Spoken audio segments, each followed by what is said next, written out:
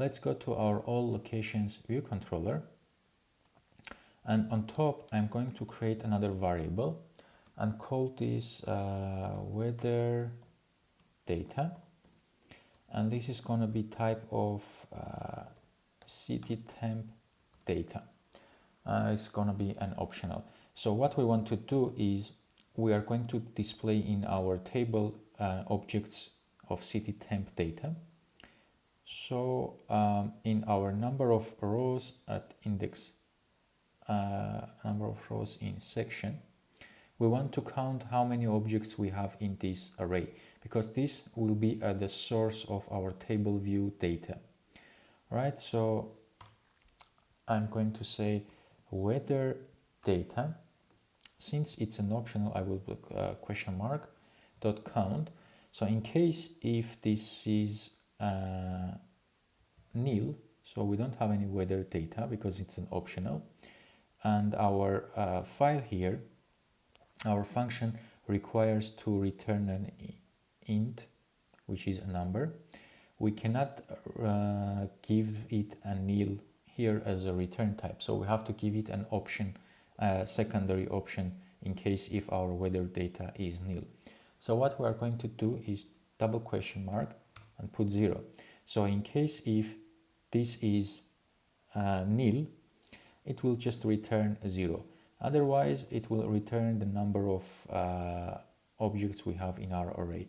Another option would be to write the same code here.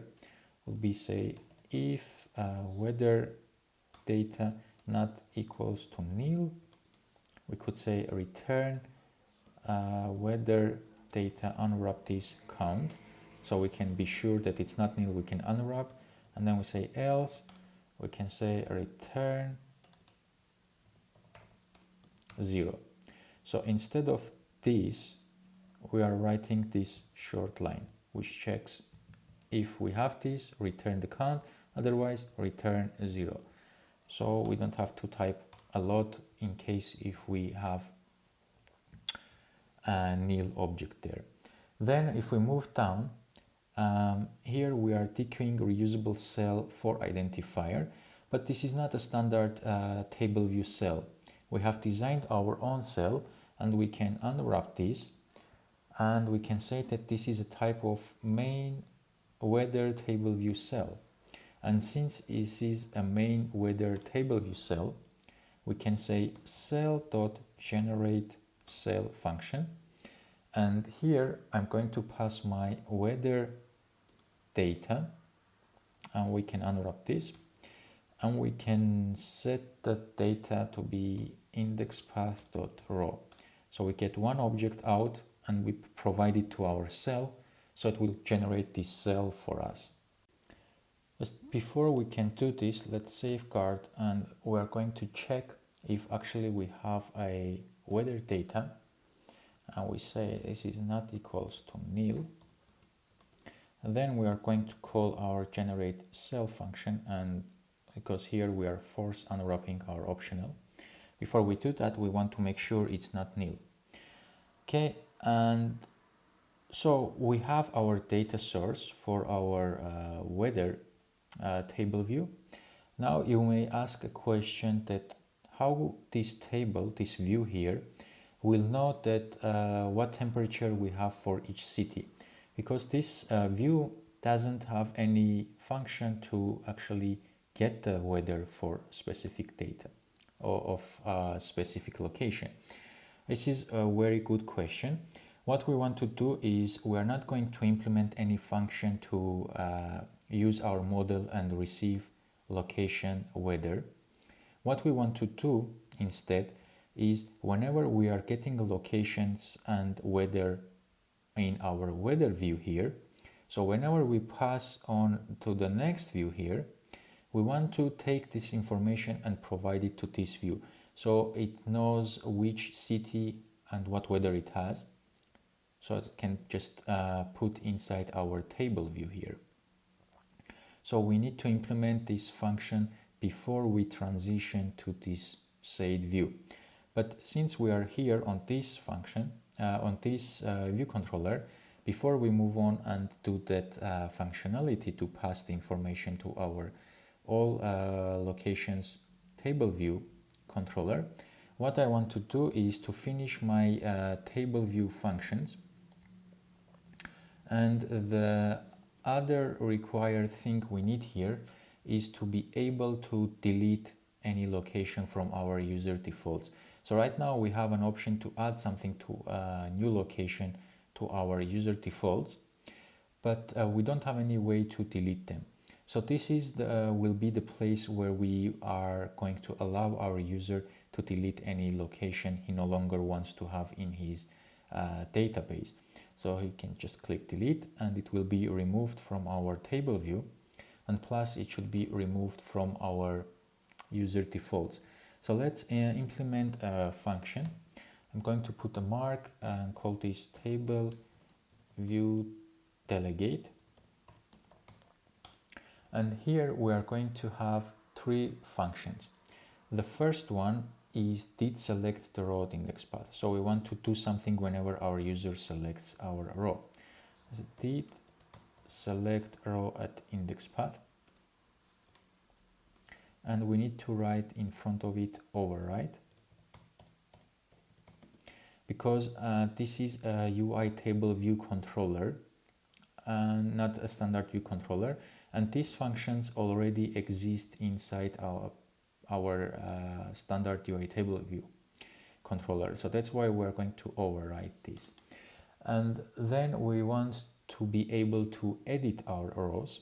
So I can say can edit, let's just write edit. We have can edit row at index path, and you may by default choose the function that says override. And what this function will tell us if our user can edit the rows. So we are going to return yes or no. Let's see, I'm sorry, we have a wrong function here. This is commit editing style, which we need this as well. But first, before we can get here, we want to say edit, let's see, commit.